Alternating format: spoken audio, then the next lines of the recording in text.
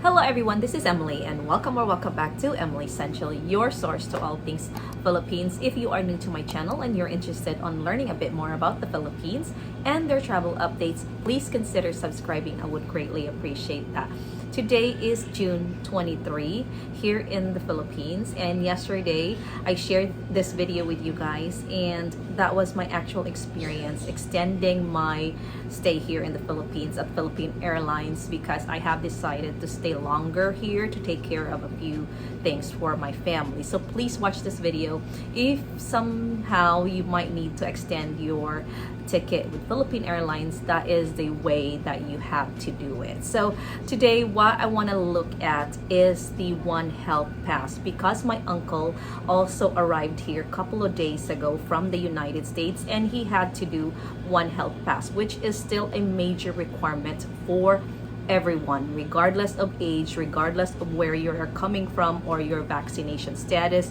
You need to register for One Health Pass. So that is what we're gonna look at today. This is a guide, this is your tutorial, easy to follow for One Health Pass. So before we start the tutorial, I want to make sure that you have everything ready before you start the tutorial. You need your passport with you, your itinerary, as well as your vaccine card if you are fully vaccinated. You need a picture of your vaccine card or convert it to PDF or JPEG, JPG format. So let's go ahead and look at the tutorial for you guys, and I hope this video can help you guys out.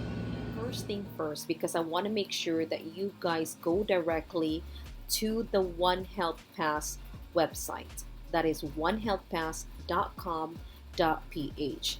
Please do not use a third-party website, and please do not pay for your One Health Pass registration, because it is absolutely free.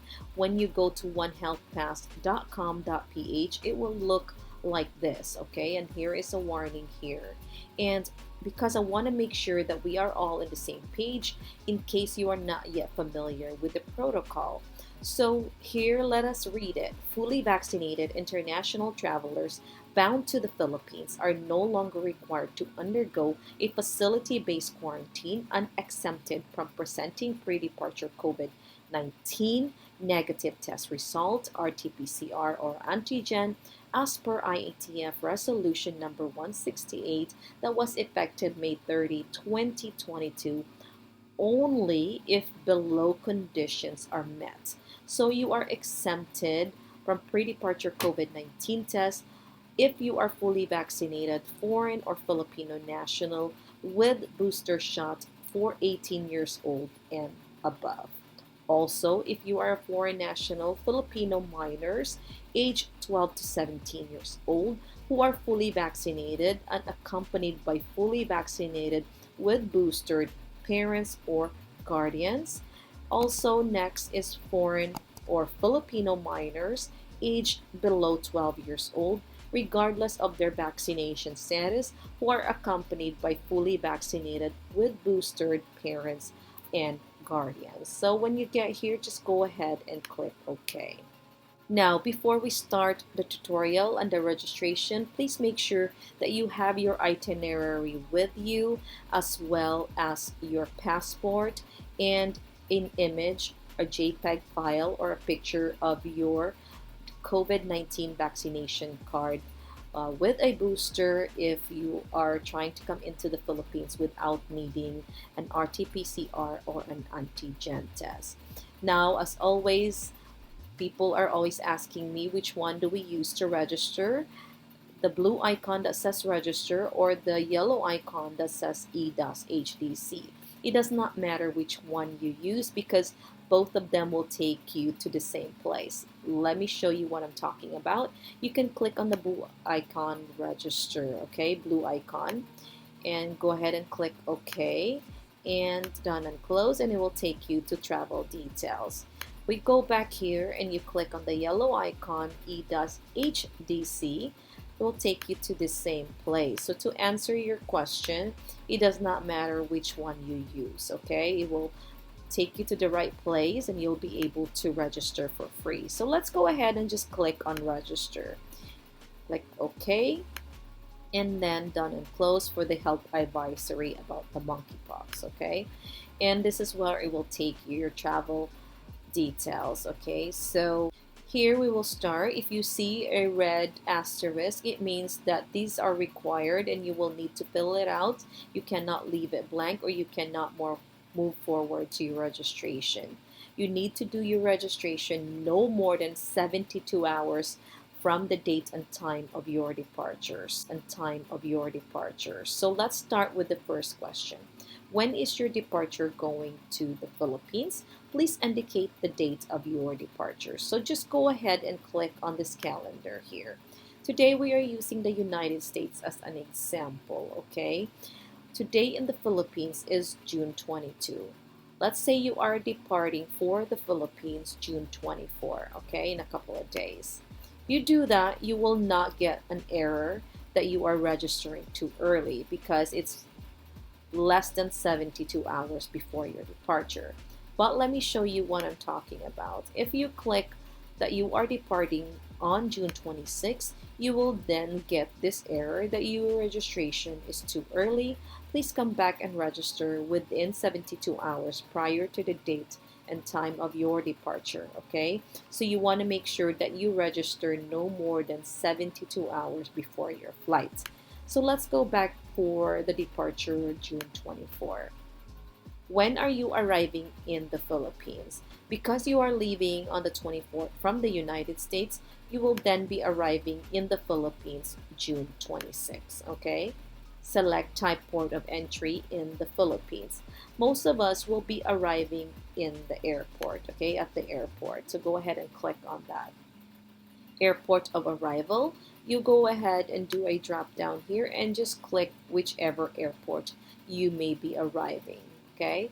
For today's tutorial, it'll just be Mactan Cebu International Airport. Arriving as passenger or crew, most of us will be arriving as an aircraft passenger. Go ahead and click aircraft passenger unless, of course, you are a flight crew. So let's do aircraft passenger. Now, when you get to classification, you will see three options: OFW, non-OFW, and foreign national. Let's take a look at OFW. Let's spend some time here under classification. If you are an OFW, you will click OFW. Then you will see category or occupation. You just click if you are a land-based, sea-based, or an undocumented OFW. It's not gonna matter, just be honest, whichever one may pertain to you. So that is for OFW classification.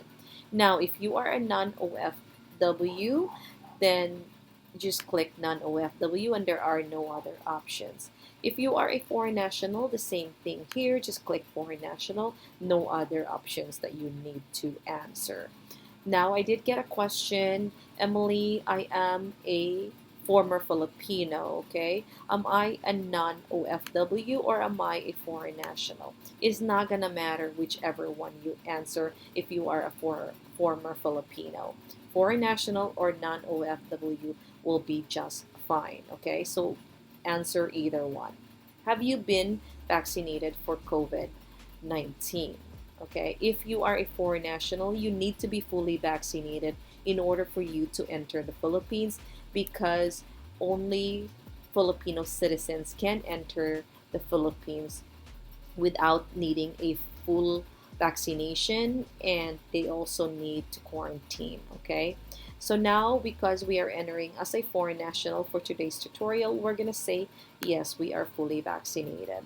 When you get to vaccination card, you will need to answer either a WHO ICV or the yellow card, or a national vaccine card. Like for the United States, that would be the CDC white card, okay, that we get there in the United States. Unless you were vaccinated in the Philippines, then you need the VaxCert PH, and then you will choose that you were vaccinated in what country.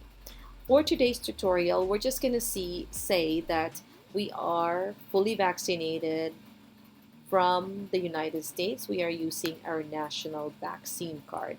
And here you will enter the country where you got it done, United States of America, and just click next. When you get here, this is what you will see.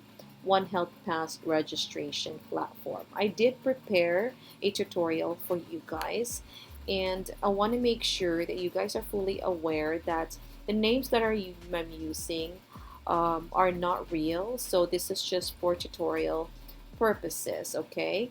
And when you get here, all the fields in red and with asterisk must be filled out and answered. So you need to make sure that everything with a red asterisk is filled out. You cannot leave it blank. Now let's start with the tutorial. We will start with personal profile.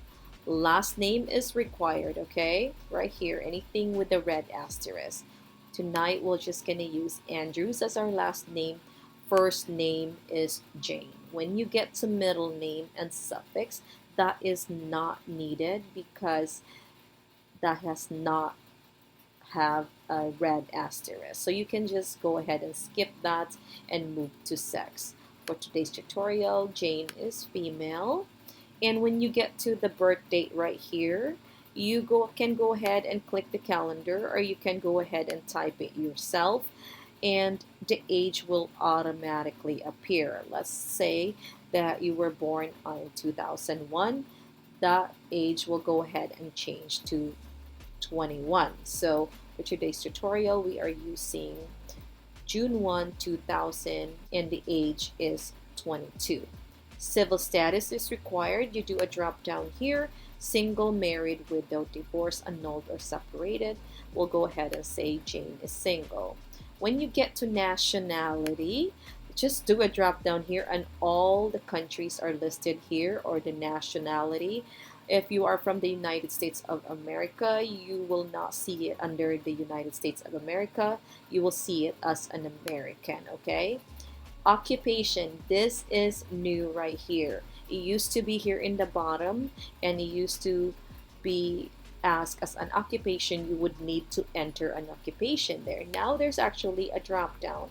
So here are all the different occupations that may pertain to you. If you're a housewife, or you're in sales, or you're in admin, just pick whichever one pertains to you, or you can just click others, okay?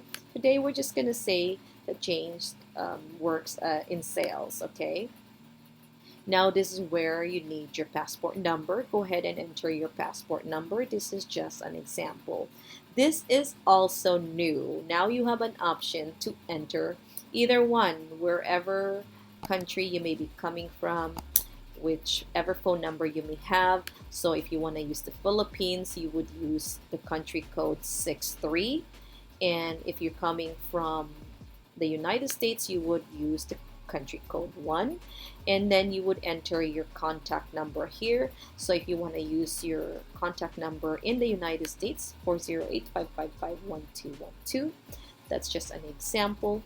Your email address right here, make sure it is an actual working email address, because they will be sending you your barcode and some information via email, okay? And this is also new. Somehow the Philippines wants to know your educational attainment, what you finished, what you've done in school. So go ahead and just answer whatever it is. If you've done some high school, you graduated high school, some college, whatever it is, just enter it there. Your permanent country of residence, say you're coming from the United States, then that's what you enter here. Drop down from all the countries are listed. Country of birth, say you are born in the Philippines, go ahead and enter you were born in the Philippines. Permanent city of residence, go ahead and type it out here. You can be from San Jose or from San Antonio, Texas. Doesn't matter, wherever you may be from in the United States, go ahead and write it down. There is no drop down there.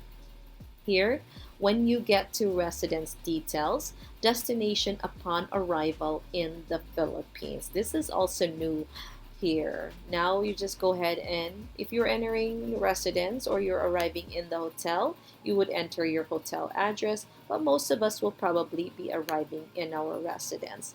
So you would enter your street or subdivision. So Nara Park. Today's tutorial, we are using Cebu. You would do a drop down for provinces and just find wherever you may be going in the Philippines. We're using Cebu today. City in Cebu, another drop down here. Find the city where you are going. Today's tutorial, we're using Argao as our city of arrival, resident details in the Philippines. When you get to travel details, travel itinerary, this is where you will need your itinerary with you, wherever you may be coming from. Country of port of exit, where country that you are exiting from. Today's tutorial, we are exiting the United States of America. So go ahead and enter United States of America. Airline name, if you do a drop down here, lots of airlines. Make sure you find your airline here. We are using today Philippine Airlines. Flight number is required. Go ahead and do a drop down. Your flight number here, PR105. And others, flight number, seat number are not required. You can just go ahead and leave it blank. This is also new, estimated days in the Philippines. Most of us will probably be staying 30 days. So just go ahead, whatever days, how many days you might be staying, go ahead and enter it here. This is also new, main purpose of visit to the Philippines, okay? For foreign nationals, since we are entering as foreign national, go ahead and do a drop down here. Lots of options for you guys. Others, please specify if you need to say others. And here are all the different options, okay? You are returning resident, or click back here. You can just say for pleasure or vacation. You can just do that if you want to. And here we are moving to vaccine information. So it said earlier that if you are fully vaccinated with a booster, you will no longer need a pre-departure COVID-19 test. So I want to spend some time here under upload vaccine card and certificate, because I do get a lot of questions when it comes to uploading their vaccine card. So first thing first is like what I said earlier, you want to take a picture of your vaccine card. That is actually the easiest and the best way to do it, I think. That's how I usually did it. I just took a picture of it and load it when on my computer. You can convert it to PDF, JPEG, JPG, or PNG file. But if you use your mobile phone to register, the actual picture you will load on the One Health Pass is actually a lot easier. Let me show you what I'm talking about. You go ahead and click Choose File. And when you get to the folders, you will see all your folders right here. You see how a lot of my items are saved either PDF or PNG, JPEG, right? That is how you want it saved. And here is my Vax card. We're gonna go ahead and click on this, and it will show that it is a PNG file right here, and click OK, open. This means that it is working, okay? Here, when you get to upload proof of booster dose, because this will tell them that you have a booster and you will not need an RT-PCR, okay, before your flight. So another upload for proof of booster dose is required. So even if you use the same file, it will be just fine. You just need to load it twice because it does say required. Go ahead and choose file again and do the same thing that you did earlier, okay? And just say open. And this is exactly how you want it to look like if you are fully vaccinated with a booster. Now, if you do not have a booster, just say no, you do not have a booster, and this is what it will look like, and you won't have any issues. Now, countries traveled here, you do not need to enter anything here unless you have a connecting flight. But if your flight is going directly to the Philippines, you can just leave this blank. Exposure to history, these are just the last 14 days before swabbing or collection, or any knowledge of being exposed to or diagnosed with monkeypox, okay? Just be honest, say no if you haven't, you don't know, or yes. If you have, just say we're saying no today. Clinical information, have you been sick in the past 30 days?